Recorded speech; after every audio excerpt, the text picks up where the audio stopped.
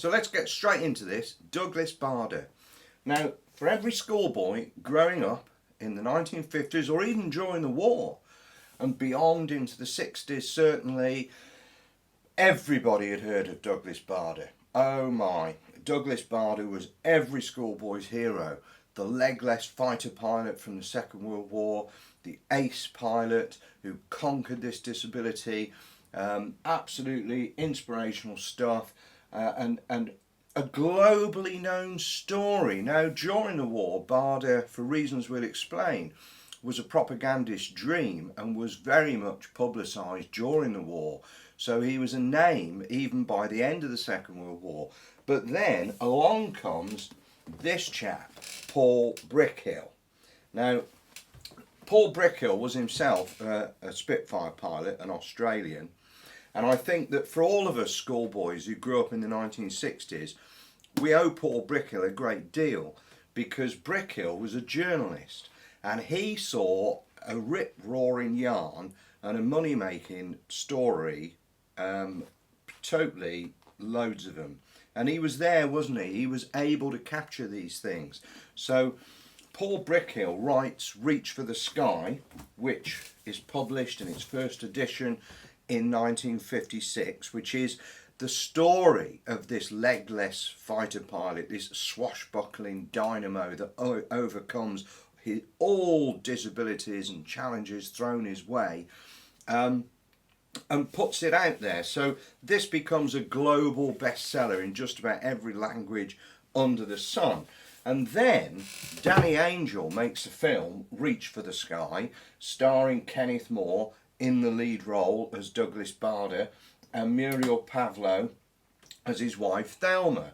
And this is the picture from the inside frontispiece of the first edition, Reach for the Sky. This is Barda just returned from a sweep over France, his wing commander's pennant on the Spitfire down at Tangmere, the Tangmere wing, 1941. And it is quite a story, but there's no doubt that Barda, nobody can doubt the man's courage and the inspiration that he's been, particularly to the amputee disabled the world over, rightly so. But I think that when I started looking at this, and looking at the bigger picture really about the Battle of Britain and the Duxford Wing, we're going to talk about that in great detail, and the situation in 1941, again we're going to talk about that in detail over a series of films, because it remains quite misunderstood, I think. And I was talking to survivors, and I knew so many, from ground crews right through to Barda's inner sanctum, Air Marshal Sir Dennis Crowley Milling, Air Vice Marshal Johnny Johnson, Group Captain Sir Hugh Dundas, Sir Alan Smith, and actually knew these people. And they thought, by and large, that Douglas Barda was absolutely incredible, and incredible he no doubt was. But there were others who had a different view, and it seemed to me that the facts were perhaps somewhat romanticised and exaggerated in Brickhill's journalistic Reach for the Sky, and the facts didn't actually always match this narrative. And the more people I spoke to, the more that really became apparent. So over a course of 40 years, I suppose, of studying fighter command, particularly my interest is that early war period and the pre-war period that builds up to 1939, 1940, 1941, 1942. And Barda's story is absolutely concurrent with all of that up to the summer of 1941, when he's brought down over France and captured, and that's a whole nother story for another film. But it's so interesting really to study this, because it does, it encapsulates everything. Now, if we look at the man himself, this is Douglas on the right with his elder brother Derek, and Douglas is born in London on the 21st of February 1910. Now, his father and mother actually divorced, and his father died when Douglas was quite young, and that put the family into reduced circumstances. So Derek is a boarder, he's away at school. Jessie Barda, Douglas's mother, remarries to a vicar and relocates to Sprotborough in Norfolk. But times are hard, really, and the Bardas are in rather reduced circumstances. And the impact of that, and I think this is where we see the first example of Douglas Barda's absolute iron hard focus, his single-minded determination to overcome a challenge. Now, in those days, attendance at a public school for upwardly mobile families was absolutely crucial. The public schools underpinned everything. Now, there's some great texts on this about education between the wars, which I've studied in detail and actually wrote my dissertation about it when I did my history degree years ago. And only 5.2% of the population could afford to send their children to public schools. And the reason this is so important is if you look at the percentage of judges, civil servants, university entrants, guess what, and the church even, the vast majority, and I do mean the vast majority, came from public school backgrounds. And moreover, in the armed forces, you had to have attended a public school and been a member of an officer cadet force there, and got your school certificate A, and a letter signed by an officer of at least the rank of colonel, to get a commission. So unless you've been to a public school, you've got real problems accessing professions like the law, the church, the medicine, the legal professions, and being commissioned in the armed forces. So it is absolutely crucial to get Douglas into private school, public school. And what happens is Douglas, who's far more at home on the sports field, an absolutely gifted sports player, every single sport you can think of, suddenly has to knuckle down and study for a scholarship, which he does, and gets this scholarship to King Edward's School in Oxford, St Edward's. So absolutely, this is Barda here. You can see, I mean, this guy is absolutely overflowing with self-belief and self-confidence, and he is absolutely the best at everything he does. But I do see that as probably his first great achievement, that he has to put everything aside and focus on studying to get this scholarship when that kind of thing didn't come naturally to him. And I think that's a really commendable thing that he achieved that. So having gained his place at a public school, the world's his oyster. And it just so happens that his aunt had married a flight lieutenant in the Royal Air Force, Cyril Burge, who just happens to be the adjutant at Cranwell, the RAF Staff College. And young Barda, who's about 14 at this point, goes to stay with the Burges, and absolutely thinks Cranwell is a fantastic place. He's playing sport every day with the flight cadets, gets to sit in a Gamecock biplane fighter.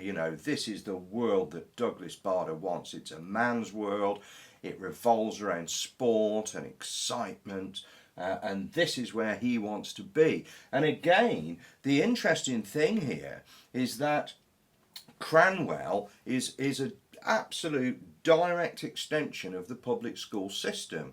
So we've got this position again where to attend Cranwell you actually had to pay fees. So the selection process wasn't actually that rigorous at the time, but what was crucially important was the ability to pay fees. So again, you're back to that 5.2% of the top of the socio-educational pyramid that can afford this. And that did not include the Bardas.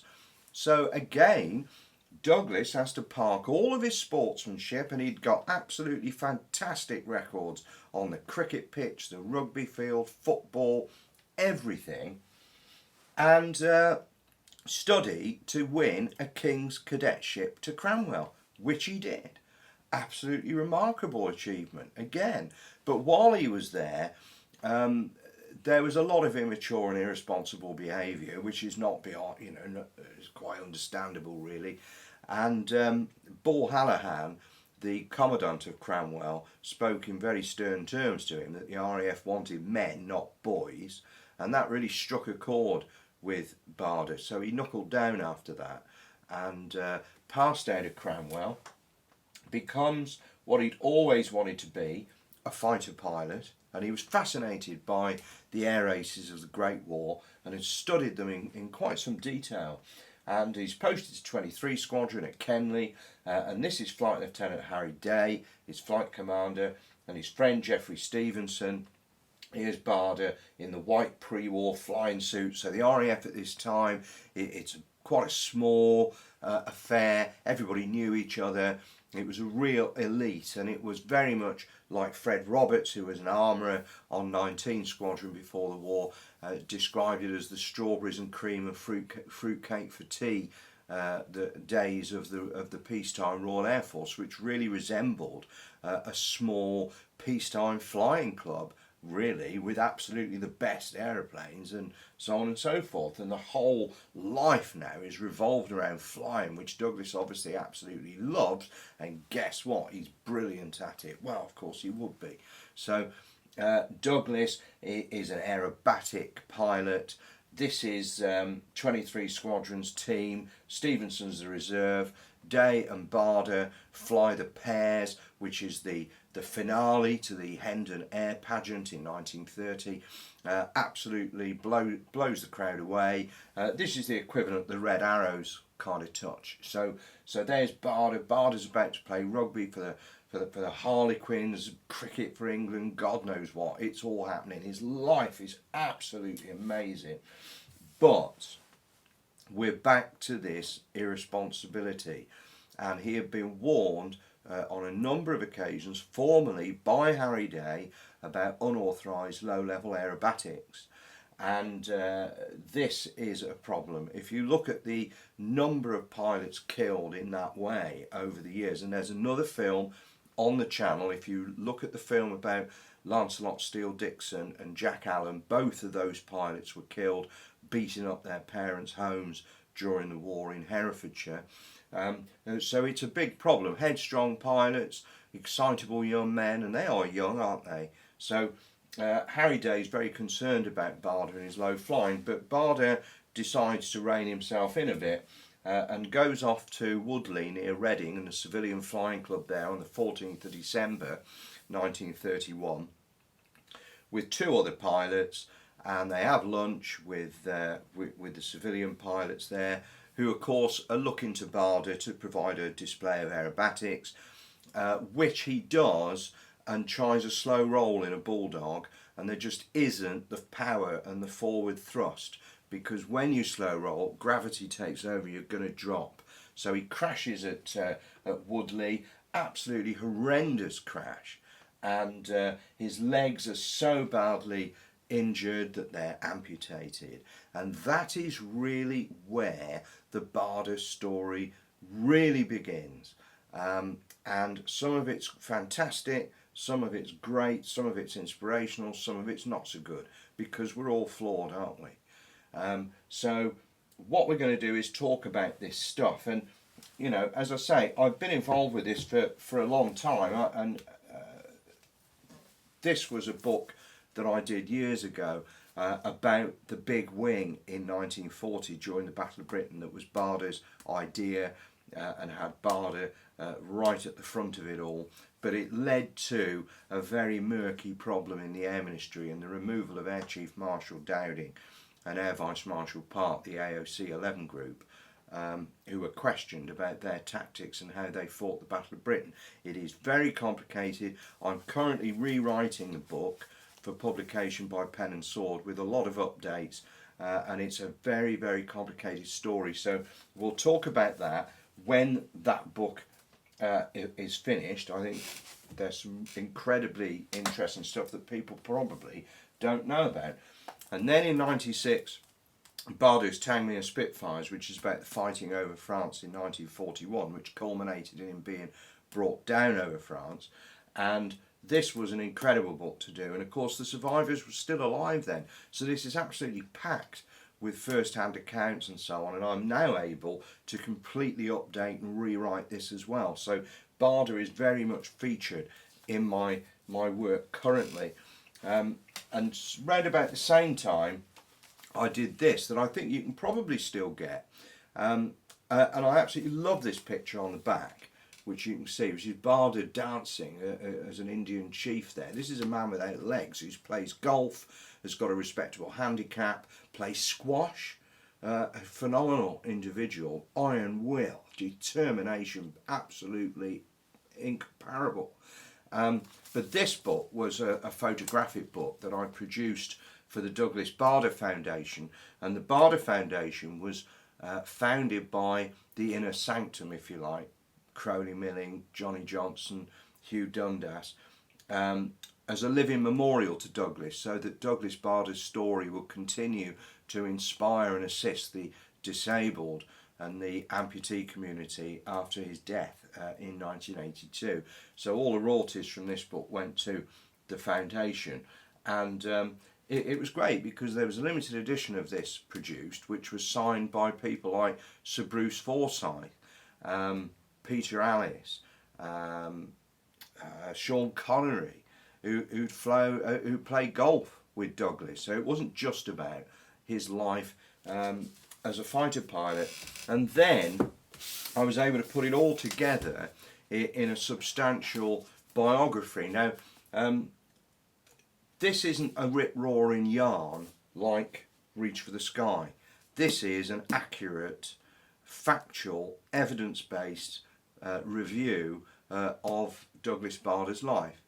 And one thing I have had to do is unravel a lot of rubbish, really, that has been that's arisen out of Reach for the Sky and has been popularised by subsequent authors. And the difficulty with this is somebody will write something that's clearly wrong, or not clearly wrong, it might appear to be correct, and then somebody else will use that fact and it'll just go on and on and on being promulgated, and that's what happens.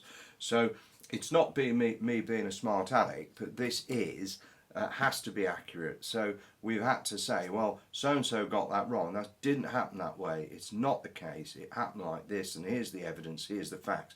Everything I do is based on facts and evidence. I'm a retired police detective, and I am not interested in anything other than the actual facts and the evidence of something that will lead us to an accurate or conclusion.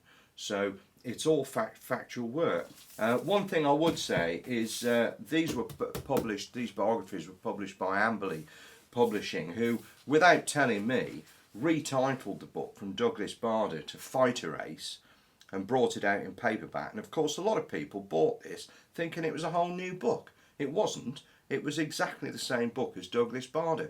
And Amberley did the same thing with Hearts of Oak, the human tragedy of HMS Royal Oak, and rebadged that as the sinking of HMS Royal Oak in the words of the survivors, which it absolutely wasn't, because it was a book about casualties, and didn't even tell me. So, you know, it's exactly the same book. So if anybody wonders why I don't write for Amberley anymore, you've got your answer. Anyway, so moving on, that's an introduction to Douglas Barda.